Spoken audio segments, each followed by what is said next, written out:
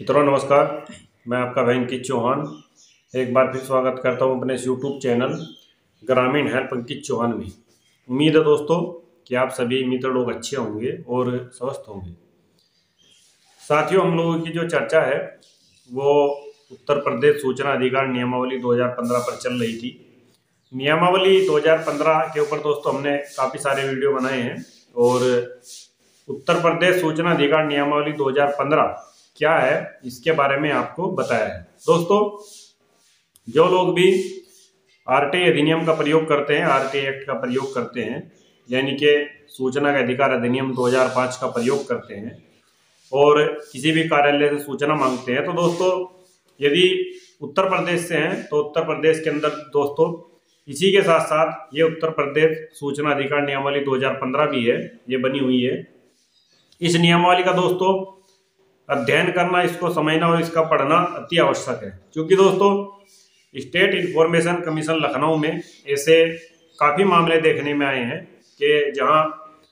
इस नियमावली की जानकारी के अभाव में लोगों के जो प्रकरण है, जो मामले हैं, वो निरस्त हुए हैं, खारिज हुए हैं और लोगों को जो है दोस्तों अनावश्यक रूप से काफ़ी लंबे समय तक इंतजार करना पड़ा है अपनी सूचनाओं प्राप्त करने के लिए। और कई साथी तो मित्रों ऐसे हैं जिनको सूचनाएं प्राप्त हुई ही नहीं है। तो मित्रों ये नियमावली मैंने कंप्लीट की है और यदि आप लोग कमेंट करते हो, बताते हो, तो मैं इस नियमावली के बारे में दोस्तों आपको दोबारा बता दूंगा, या फिर कोई साथी इस नियमावली किसी नियम के बारे में दोबारा जानना चाहता है तो मेरे व्हाट्सएप पर लिखिए और मुझे बता दीजिए दोस्तों, या कमेंट कीजिए, मैं उस नियम के बारे में आपको दोबारा बता दूंगा। और दोस्तों आरटीआई एक्ट पर हमारी जो चर्चा है वो लगातार चली रही है, लेकिन मित्रों आज की जो हमारी चर्चा है वो है सीआरपीसी की धारा 107, 116 के बारे में। देखिए दोस्तों, अक्सर मेरे पास ये फ़ोन आते रहते हैं, व्हाट्सएप पर भी लोग लिखते रहते हैं कि साहब जो है हम लोगों के विरुद्ध जो 107-16 की कार्रवाई हो गई है। दोस्तों ये एक बेसिक सी बात हो गई है कि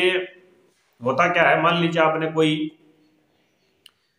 किसी के साथ हल्की फुल्की मार पिटाई हो गई है, छोटा मोटा कोई मामला हो गया है, या फिर दोस्तों कोई रास्ते को लेकर वाद विवाद हो गया है, या फिर जमीन को लेकर कोई वाद विवाद हो गया है, तो इस तरह के प्रकरण में भी साथियों जब आप लोग थाने जाते हो और अपनी पीड़ा सुनाते हो, बताते हो कि साहब फला व्यक्ति ने, फला भूमाफिया ने मेरी भूमि पर कब्जा कर लिया है और मुझे न्याय दिया जाए, मामला दर्ज किया जाए और मेरा जो है कब्जा मुक्त मेरी जमीन जो है कराई जाए, इस तरह की दोस्तों जो वार्ता है, जो अपनी बात है, वो आप सभी लोग जाकर कहते हो। लेकिन दोस्तों अंततः होता क्या है कि पुलिस जो है उल्टा दोनों पक्षों को और कभी कभी दोस्तों एक ही पक्ष को पाबंद कर देती है। सीआरपीसी की धारा 107, 116 का नोटिस उनको प्रेषित कर देती है मजिस्ट्रेट के माध्यम से, क्योंकि पुलिस दोस्तों एक जांच रिपोर्ट बनाकर भेजती है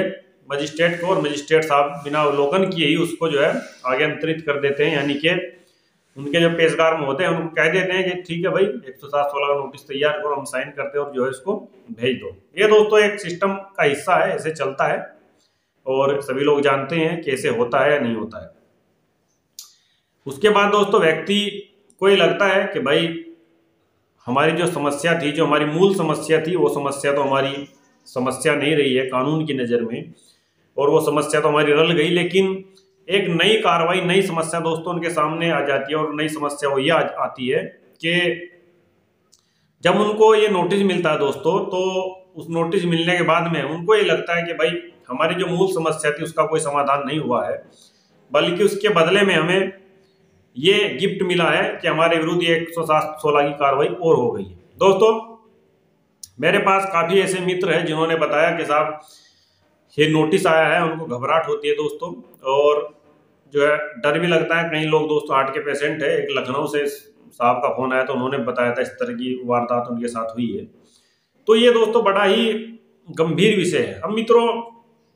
जिन लोगों को जानकारी नहीं है दोस्तों, कई बार वो क्या करते हैं कि जाके जमानत करवा लेते हैं जो है थाने से, या फिर दोस्तों जो है मजिस्ट्रेट के यहाँ से जमानत हो जाती है और उसके बाद जो है दोस्तों केस लड़ते रहते हैं। फिर दोस्तों स्थिति ये उत्पन्न होती है केस लड़ने के बाद भी कि वो वहाँ से ना तो अपना रिकॉर्ड क्लियर कराते हैं और ना ही दोस्तों आप उनका जो केस होता है, जो खत्म होता है, उसकी कोई सेटिस्फाइड कॉपी लेते हैं। देखिए मित्रों, मैं आपको सीधे सीधे तौर पर बताऊं, जब भी आपको ये लगता है कि आपकी कोई गलती नहीं है और आपके विरुद्ध 107-16 की कार्रवाई हो गई है, पुलिस ने आपके विरुद्ध 107-16 की कार्रवाई कर दी है जबकि आपकी कोई गलती नहीं है, तो इसमें दोस्तों आपको सबसे पहले जब नोटिस मिलता है तो उसमें आपको सबसे पहले अपना लिखित जवाब देना है। मतलब दोस्तों आपसे एक तरह से आपका स्पष्टीकरण मांगा जाता है, आपका जवाब मांगा जाता है कि भाई आपके विरुद्ध जो है ये कार्रवाई क्यों ना की जाए, इसके बारे में आप स्थिति क्लियर कीजिए। तो इसमें आपको जो है दोस्तों लिखित में जवाब देना है और मजिस्ट्रेट के यहाँ दोस्तों वो जवाब अपना आपको उस नोटिस की फोटोकॉपी लगाकर रिसीव कराना है और ये कहना है कि श्रीमान जी आपने हमें नोटिस भेजा है, इस नोटिस के क्रम में ये हमारा लिखित जवाब है। उसके बाद दोस्तों फर्दर जो भी आगे प्रोसीडिंग होती है तो वो जो है मजिस्ट्रेट कार्यालय आपको अवगत करा देता है, आगे जो भी होता है हमें डेट लगती है जो भी होता है। तो मित्रों उस डेट पर भी आपको जाना है, प्रत्येक डेट। अगर आपके अधिवक्ता है तो आपके अधिवक्ता जाएं, अगर आप स्वयं लड़ते हो तो आप स्वयं अपनी डेट पर जाए, साइन करके आ जाए। अब उसके उपरांत तो दोस्तों देखिए 5 से 6 महीने 6 से 7 महीने केस चलते हैं दोस्तों 107 116 के, और उसके बाद दोस्तों ये खत्म हो जाते हैं। अब लोग दोस्तों चूक कहाँ करते हैं, गलती कहाँ करते हैं, जैसे ही आपका केस खत्म हुआ तो व्यक्ति खुश हो जाता है और सोचता है चलो भाई हमारे सिर से केस खत्म हो गया है, अब अपने काम धंधे में लगो और अपने घर परिवार में जो है रहो। लेकिन जो मेन दोस्तों कमी रह जाती है वो यहाँ रह जाती है। देखिए दोस्तों केस खत्म हो गया है, जब तक आप उस ऑर्डर की उस पत्रावली की सेटिस्फाइड कॉपी नहीं लोगे, यानी कि प्रमाणित नकल नहीं लोगे जो केस आपका खत्म हुआ है, तो आपके पास दोस्तों क्या प्रूफ रहेगा कि भाई आपका केस खत्म हो गया। दूसरा, जब आप उसको अपनी आंखों से पढ़ोगे समझोगे कि भाई हमारा जो केस खत्म हुआ है इसमें क्या लिखा गया है कि भाई ये लोग निर्दोष है, इन्होंने कोई शांति भंग करने की कोशिश नहीं की है, तो तब तक दोस्तों आपको कैसे संतुष्टि होगी, नंबर 1 बात। नंबर 2 दोस्तों आपको वहां से अपने आदेश की नकल लेना अति आवश्यक इसलिए है दोस्तों, जो आपका अंतिम आदेश होगा यानी कि जब केस खत्म हो जाएगा, इसलिए जरूरी है वो नकल दोस्तों आपको जो है उसकी फोटोकॉपी लगाकर एक एप्लीकेशन के साथ थाने में देनी है। और थाने में इसलिए देनी है दोस्तों, थाने वालों से कहना है कि साहब हमारे ऊपर 107/16 की कार्रवाई हुई थी, केस चला है और इसका ये अंतिम निर्णय आया है और हम लोग इसमें बरी हुए हैं, तो आप हमारा जो है थाने से रिकॉर्ड क्लियर कर दीजिए। और वो दोस्तों रिकॉर्ड क्लियर इसलिए कराना जरूरी है कि ताकि भविष्य में दोस्तों, क्योंकि आजकल दोस्तों कुछ पता नहीं कौन आपके पीछे है कौन आपके आगे है, तो ये एक समाज में ये भी एक मतलब कहा जाए ये भी एक बीमारी है। तो दोस्तों आपको जो है वहां से थाने से अपना रिकॉर्ड क्लियर कराना है कि साहब हमारी जो है ये प्रकरण निमट चुका है, तो लिहाजा हमारा रिकॉर्ड यहाँ से क्लियर करा दीजिए, ताकि दोस्तों भविष्य में आपके विरुद्ध कोई दोबारा 107/16 की कार्रवाई ना हो, आपके बच्चों के खिलाफ ना हो, आपका परिवार दोस्तों परेशानी में ना आए। क्योंकि दोस्तों इस तरह के जो प्रकरण है, इस तरह के जो ये केस है, इनमें लोग जो है मानसिक तनाव झेलते हैं। कई लोग तो दोस्तों मानसिक तौर पर बीमार हो जाते हैं जिन्होंने पहले कभी इस तरह की कार्रवाई नहीं देखी है। और स्वाभाविक सी बात है मित्रों, जिस व्यक्ति ने, जो समाज का एक प्रतिष्ठित व्यक्ति है, सम्मानित व्यक्ति है, अपनी समस्याओं से जूझ रहा है और उसको एक समस्या ये भी मिल जाए, तो जाहिर सी बात है दोस्तों मानसिक तनाव होता ही है। लेकिन दोस्तों मैं एक सिटीजन होने के नाते आपको बताना चाहता हूं, कानूनी जो कार्रवाई है दोस्तों उसको पूर्ण करना चाहिए, विधिवत तरीके से करना चाहिए। और दोस्तों आपकी जो भी लड़ाई है उसको एक आप नियम के अनुसार लड़िए, कानून के अनुसार लड़िए, न्यायालय में जाकर लड़िए। खुद से दोस्तों मार पिटाई या फिर एक दूसरे के साथ गाली गलौज मत कीजिए। दोस्तों